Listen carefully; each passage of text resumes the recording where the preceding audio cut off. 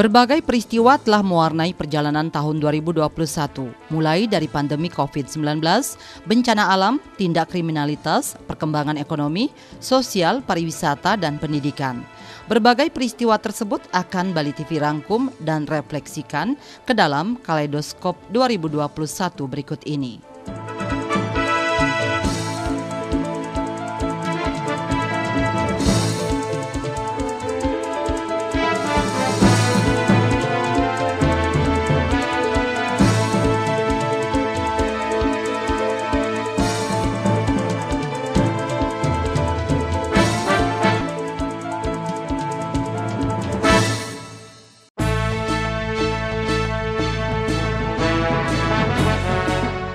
Pada 5 Januari 2021, kasus COVID-19 di Bali bertambah signifikan.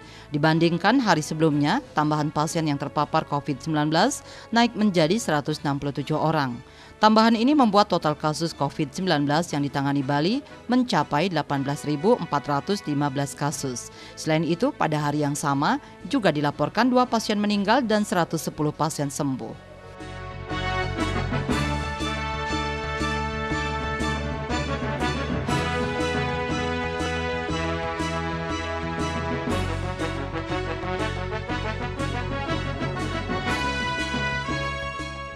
Merujuk pada kasus COVID-19, pemerintah pusat menggencarkan program vaksinasi. Provinsi Bali direncanakan mendapat bagian vaksin sekitar 31.000 dosis vaksin COVID-19 untuk tahap pertama. Sebanyak 30.320 dosis akan diprioritaskan untuk para tenaga kesehatan yang tersebar di seluruh Bali.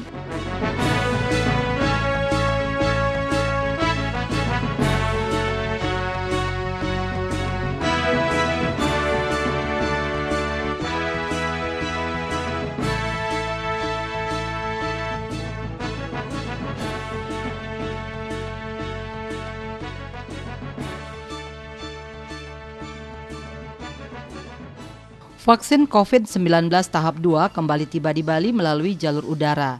Sebanyak 20.000 dosis vaksin tersebut datang di Base Ops Lanut TNI Angkatan Udara, Bandara Ngurah Rai dari Cengkareng, Jakarta untuk didistribusikan di Bali.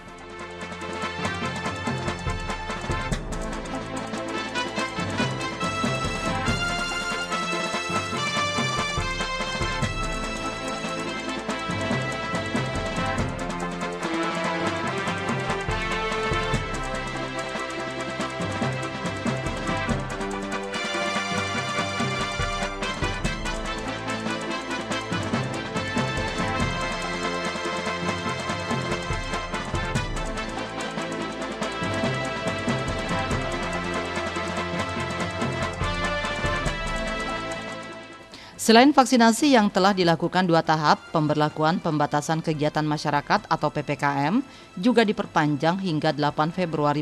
Kehadiran vaksin dan penerapan PPKM ini diharapkan dapat menekan penyebaran COVID-19. Nyatanya harapan itu masih jauh dari kenyataan karena lonjakan pasien yang terpapar virus corona masih tinggi khususnya di Bali.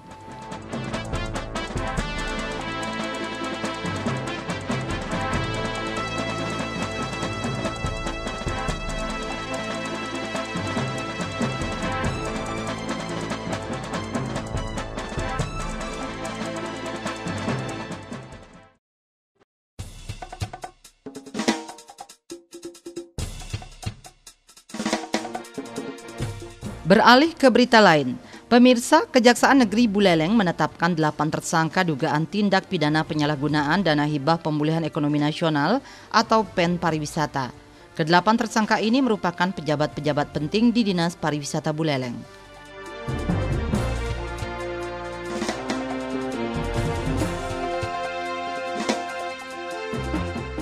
Selain itu, Dinas Tenaga Kerja, Disnaker, dan ESDM Provinsi Bali mencatat hingga awal Maret 2021, jumlah tenaga kerja di Bali yang terkena PHK mencapai 3.349 orang. Jumlah ini mengalami peningkatan dari akhir Januari lalu yang tercatat mencapai 3.246 orang.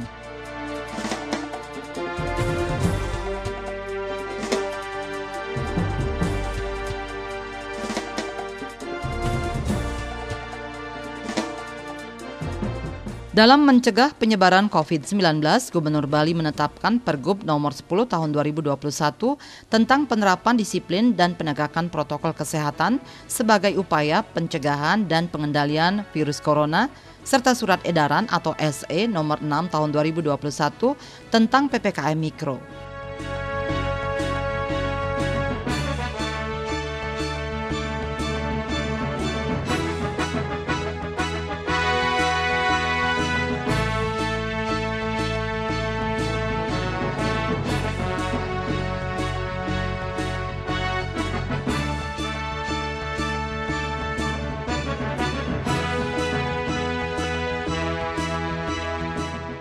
Selain kasus pandemi COVID-19 yang terus meningkat, duka mendalam kembali menyelimuti Indonesia pada akhir April 2021.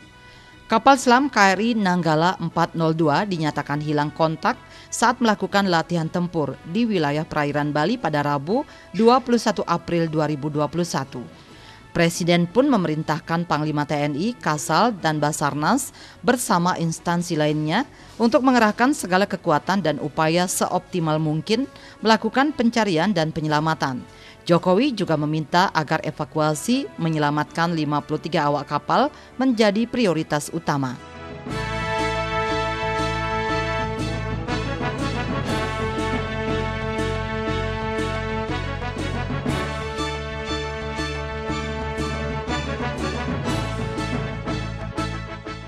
Berita duka juga datang dari Papua.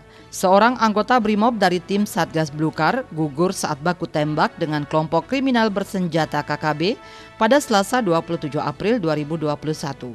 Korban atas nama Barada Ikomang Wiranata tewas terkena tembakan di bagian paha yang mengenai pembuluh arteri. Jenazah Barada Komang Wiranata diupacarai di rumah duka di Kabupaten Oku yang merupakan tempat tinggal keluarga korban.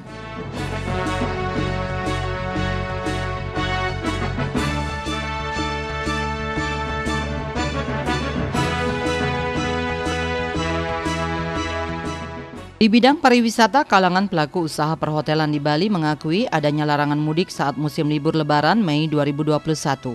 Secara tidak langsung, larangan ini berimbas pada jumlah kunjungan wisatawan domestik Wisdom yang mengalami penurunan drastis. Para wisatawan banyak yang membatalkan pesanan kamar hotel.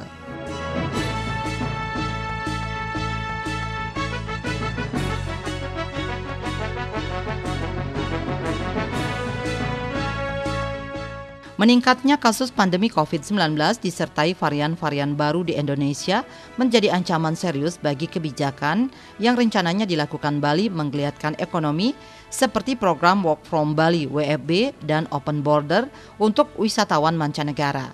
Namun pelaku pariwisata tetap meminta WFB dan Open Border tetap dilaksanakan.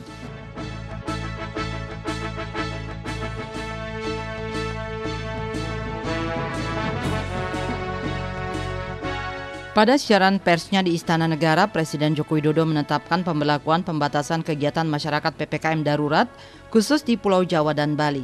Pelaksanaannya dilakukan pada 3 hingga 20 Juli 2021.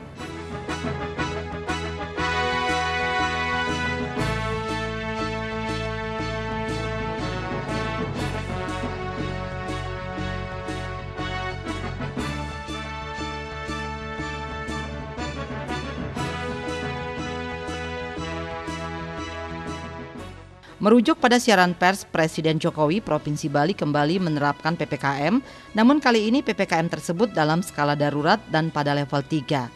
Hal tersebut disampaikan Kasatpol PP Provinsi Bali, Idewo Nyoman Rai Darmadi saat jumpa pers di Jayasabe, Renon, Denpasar.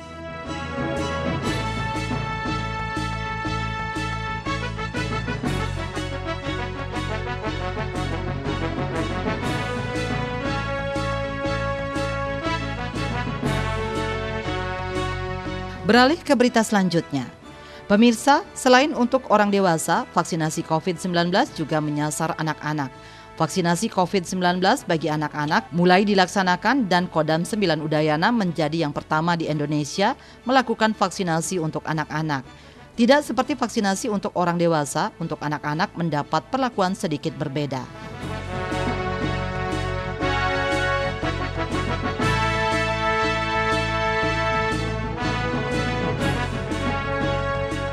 Belakangan ditemukan varian baru COVID-19, salah satunya varian Delta. Varian Delta yang selama ini diduga sudah masuk Bali, akhirnya dipastikan berdasarkan hasil uji whole genome sequencing dari Litbangkes Kementerian Kesehatan RI. Menurut Kepala Dinas Kesehatan Bali, Dr. Ketut Suarjaya, varian Delta yang masuk di Provinsi Bali ini ditemukan pada 3 warga.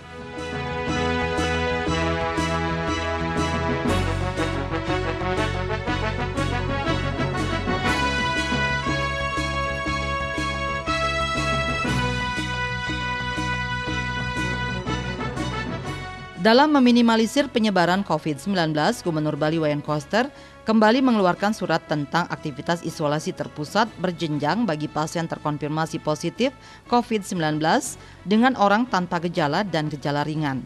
Surat bernomor 768-Satgas COVID-19 /7 Romawi /2021 yang bersifat penting ini sebagai tindak lanjut hasil rapat Forkopimda Provinsi Bali Sabtu lalu di Gedung Jaya Sabah Denpasar.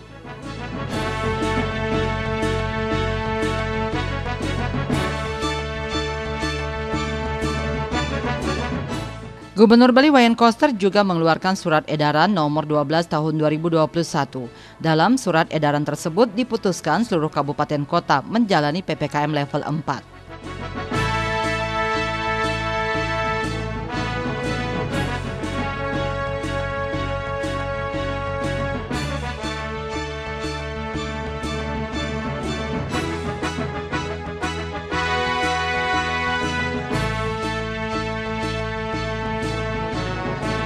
Pada Selasa 10 Agustus 2021, kasus COVID-19 di Bali masih mengalami kenaikan signifikan, bahkan kenaikannya kembali di atas 1.400 orang. Jumlah kematiannya pun masih mencapai puluhan orang, meskipun jumlahnya sudah lebih rendah dibandingkan sehari sebelumnya.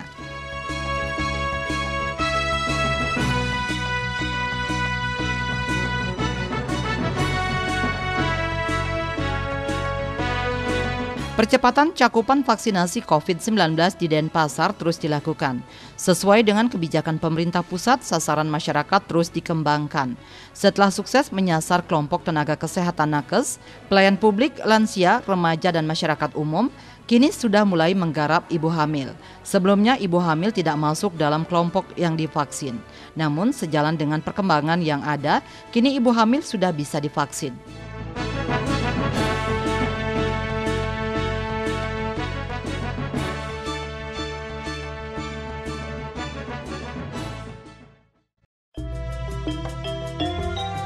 Beralih ke bidang pertanian, pemirsa, di penghujung bulan Agustus, harga cabai rawit di sejumlah petani di Kabupaten Tabanan terjun bebas. Harga salah satu komoditi bahan pangan ini anjlok menyentuh Rp7.000 hingga Rp8.000 per kilogram. Jauh turun dibandingkan posisi sebelumnya yang berada di level Rp25.000 per kilogram 2 bulan lalu, bahkan Rp115.000 per kilogram pada 6 bulan lalu.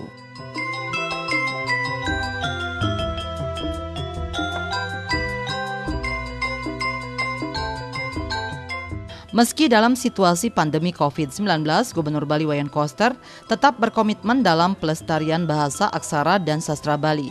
Hal tersebut dibuktikan dengan diluncurkannya keyboard aksara Bali untuk siswa-siswi di Bali. Keyboard aksara Bali ini memadukan kearifan lokal Bali di bidang bahasa dan sastra Bali dengan teknologi digital.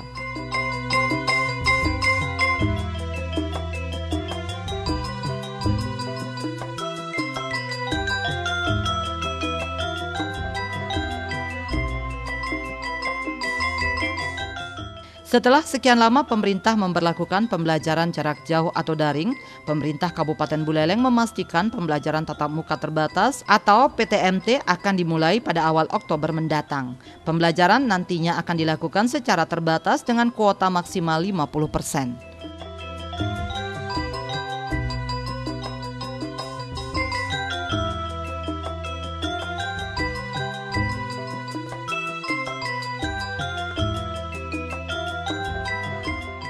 Mengawali bulan Oktober, Disdikpora Kabupaten Badung memantau penerapan pembelajaran tatap muka PTM pada hari pertama dilaksanakan Jumat 1 Oktober 2021.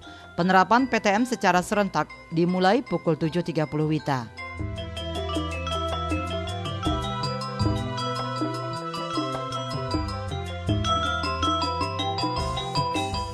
Selain itu, sejumlah siswa SMP kelas 8 di Denpasar mulai mengikuti asesmen nasional berbasis komputer (ANBK). Sebanyak 3.363 orang siswa tingkat SMP negeri maupun swasta mengikuti kegiatan ini.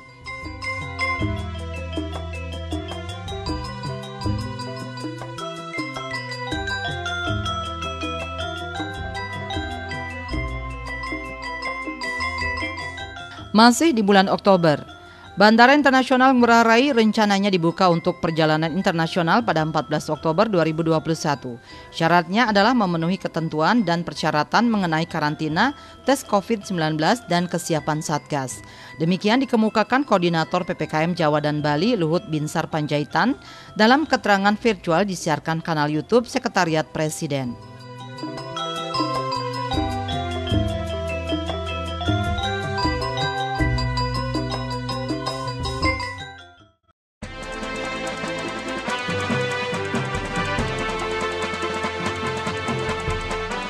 Beberapa bulan lalu, wilayah Bali dan Lombok diguncang gempa bumi tektonik berkekuatan magnitudo 4,8 skala Richter.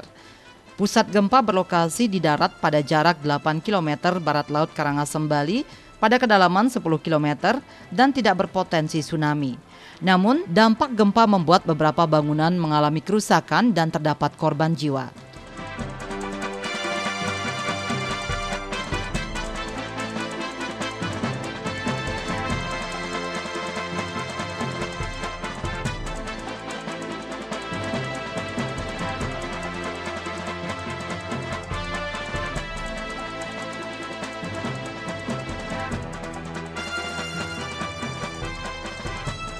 Gempa bumi tektonik yang pusatnya ada di Karangasem dan dirasakan Bali serta Lombok menyebabkan kerusakan bangunan, juga warga tertimbun longsor.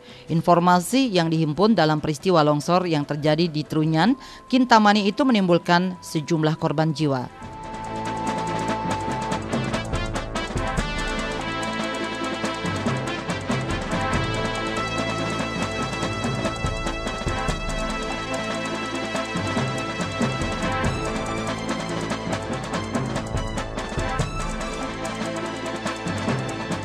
Di sisi lain, peristiwa kebakaran kembali terjadi di Pasar Kidul Bangli. Kebakaran menghanguskan beberapa lapak pedagang yang ada di lantai 2 sisi utara pasar.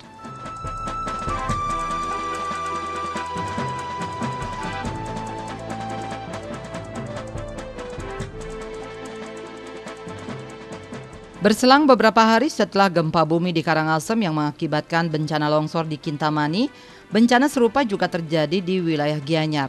Akibat hujan lebat yang terjadi di wilayah tersebut mengakibatkan terjadinya musibah tanah longsor di Banjar Begawan, Desa Kedewatan Ubud pada Kamis 25 November lalu. Akibat peristiwa tersebut 6 orang menjadi korban, 3 orang dilaporkan selamat, 2 orang meninggal dunia dan 1 orang masih dalam pencarian.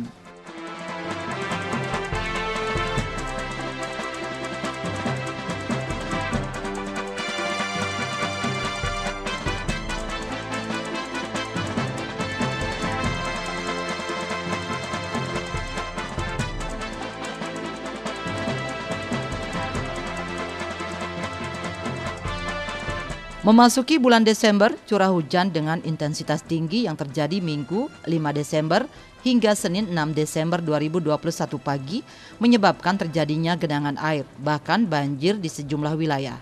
Kondisi ini merata di seluruh Bali, terutama di Kota Denpasar dan Kabupaten Badung.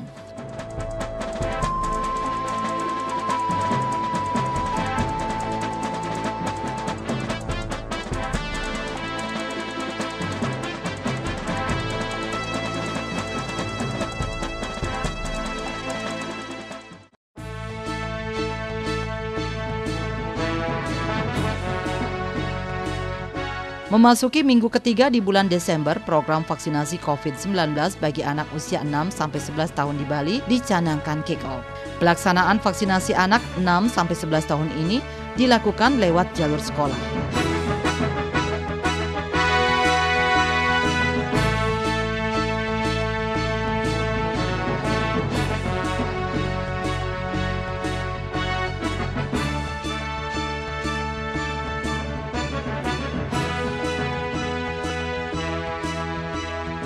Selain melakukan peninjauan vaksinasi pada anak usia 6-11 tahun dan peninjauan beberapa proyek yang sedang berjalan, Gubernur Bali Wayan Koster meresmikan Pasar Rakyat Gianyar.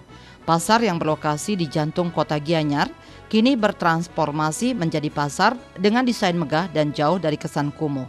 Peresmian pasar ditandai dengan pemukulan kulkul dan penandatanganan prasasti oleh Gubernur Koster yang didampingi Bupati Gianyar Made Agus Mahayastra.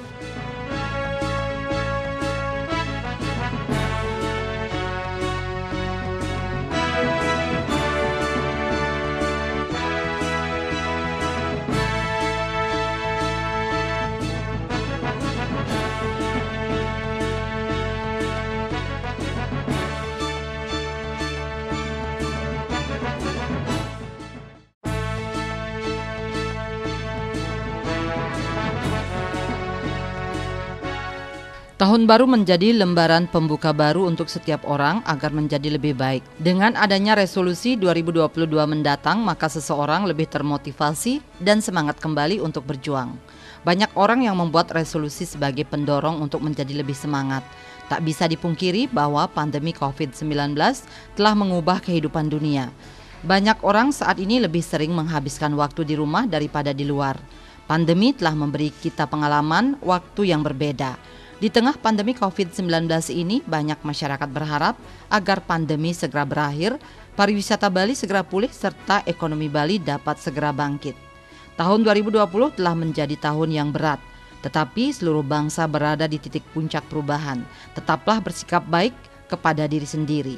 Semoga di tahun 2022 menjadi awal baik untuk kita semua.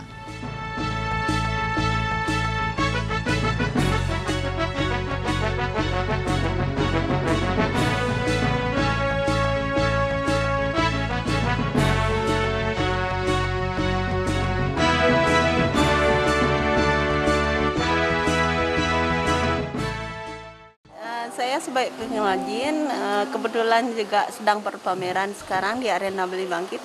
Harapan saya, mungkin juga teman-teman yang lain sesama pengrajin, untuk di tahun 2022, mudah-mudahan keadaan perekonomian Bali khususnya itu menjadi lebih baik, dan juga kita bisa, setidaknya kita bisa mengatasi pandemi, dan untuk kerajinan yang kita buat sekarang ini, mudah-mudahan di tahun 2022 nanti bisa lebih ditingkatkan, terutama untuk ekspor atau pemasarannya.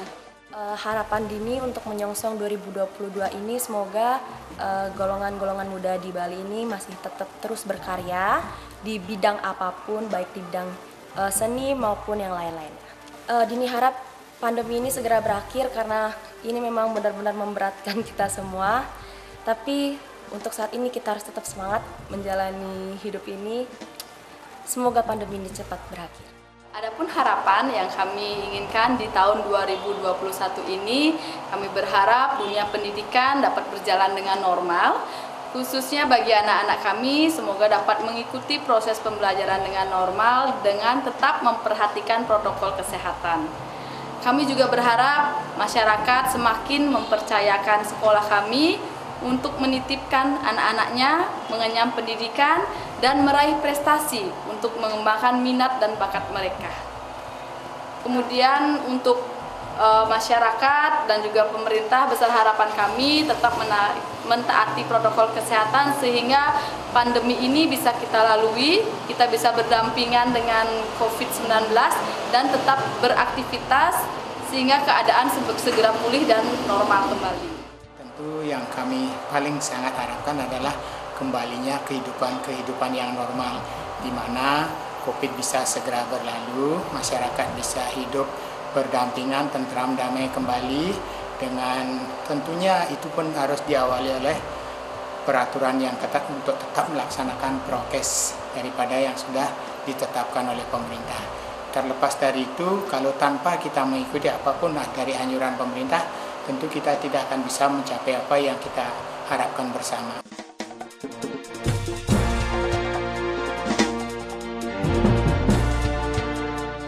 Pemirsa Bali TV, demikian rangkuman peristiwa yang dapat kami himpun dalam ulasan Kaleidoskop sepanjang tahun 2021.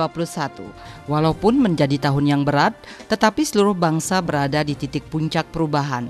Selama 365 hari ini, kita lewati dengan begitu cepat, dengan berbagai ragam peristiwa.